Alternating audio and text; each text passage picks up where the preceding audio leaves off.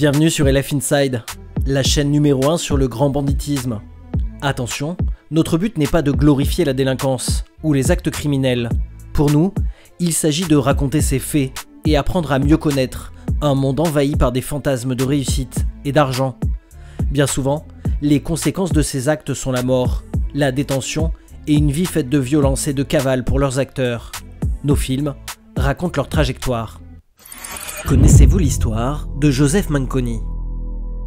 Joseph Manconi, alias José Manconi, c'est un membre du gang de la Brise de Mer, proche de Nordine Mansouri, Antonio Ferrara et de la bande du Petit Bar. 2 évasions de prison en moins de 5 ans, dont une cavale de 4 ans et demi. Une implication dans 2 braquages de fourgons blindés de cash. Retour sur le parcours hors norme d'un corse craint et respecté dans le milieu du grand banditisme. Joseph Manconi est né en août 1965 à Bastia. Gamin, le jeune Manconi quitte l'école à la fin du collège pour enchaîner les petits boulots. Gagner sa vie lui convient mieux et il se découvre même un goût prononcé pour l'argent. Audacieux, le jeune Manconi se lance vers la vingtaine dans ses propres affaires. Un bureau de change, puis un garage, mais aucun des 2 business ne prend. Il décide alors de jouer une autre carte, celle du banditisme. C'est à cette époque qu'il fait la rencontre de Jacques Mariani, le fils de l'un des parrains du gang de la Brise de Mer. On sait assez peu de choses de ses débuts, sinon qu'à 26 ans, Joseph Manconi réalise son premier coup. Un vol à main armée en 1991 dans une banque à Aurillac, en Auvergne. Mais l'affaire tourne court, Manconi se fait pincer en flagrant délit, la justice le condamne à 5 ans d'emprisonnement. Manconi sort de prison en 1996, mais quelques temps après, les enquêteurs réussissent à le remonter dans une autre affaire d'argent.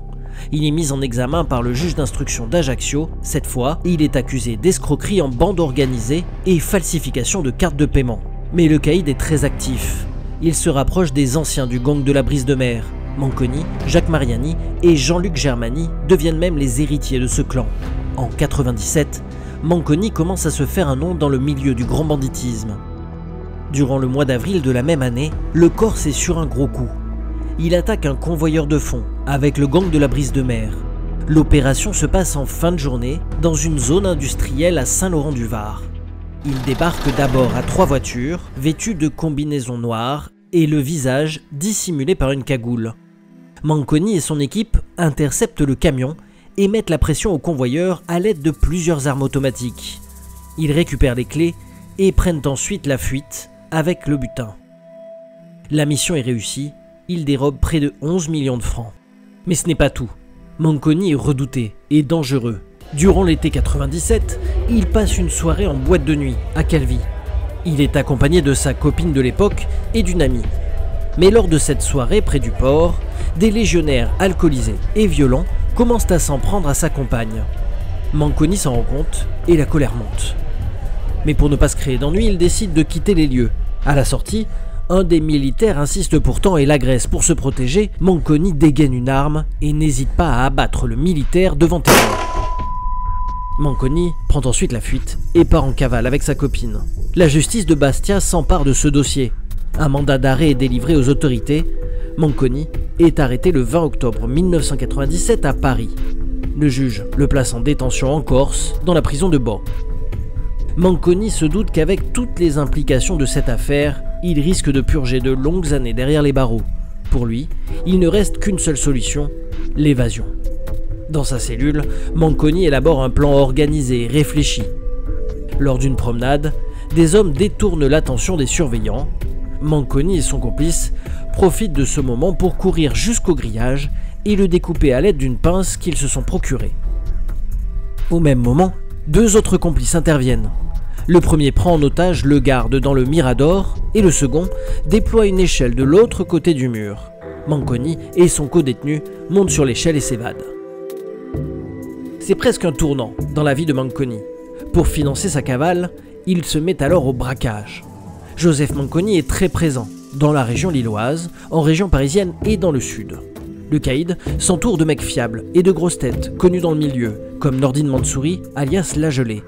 Manconi est un incontournable de l'époque et va notamment se retrouver dans un énorme coup qui va défrayer la chronique. Un coup qui fera date et sur lequel planent de lourdes rumeurs de manipulation et de délation. Ce coup, c'est le braquage de Gentilly, pour lequel on retrouve les plus grands noms de l'époque. Le 26 décembre 2000, il est 14 h.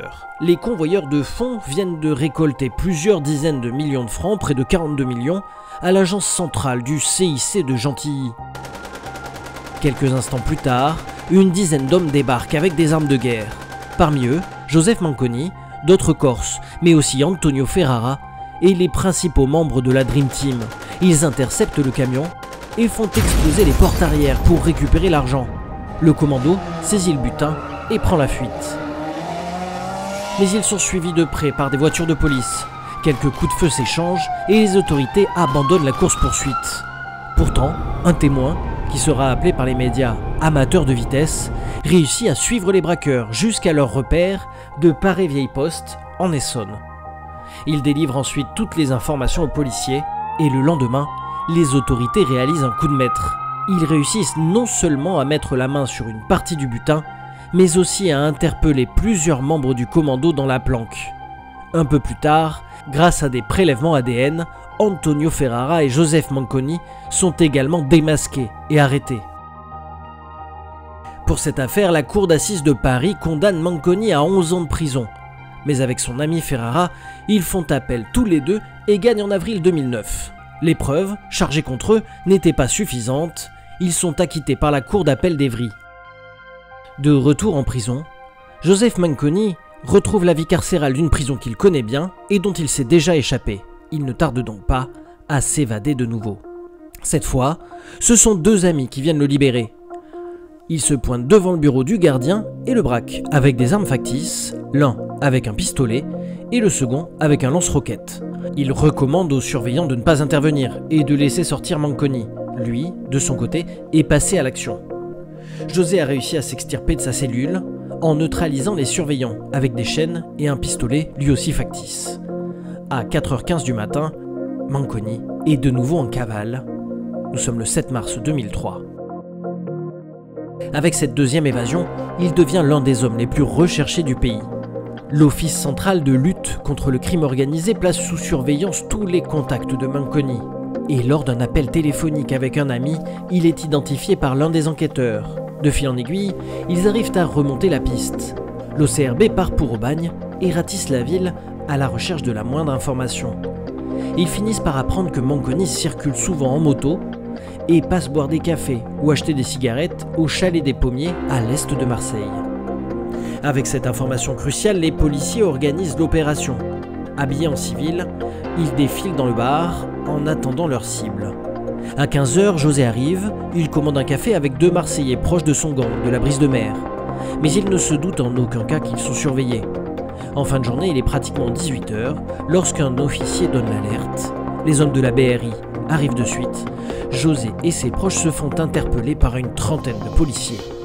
Ils sont immédiatement plaqués au sol, menottés et conduits dans les locaux de la police judiciaire de Marseille. Sa cavale aura duré 24 jours. En octobre 2003, il sera condamné à 12 ans de prison ferme et ne sortira qu'en 2015, cette fois repenti.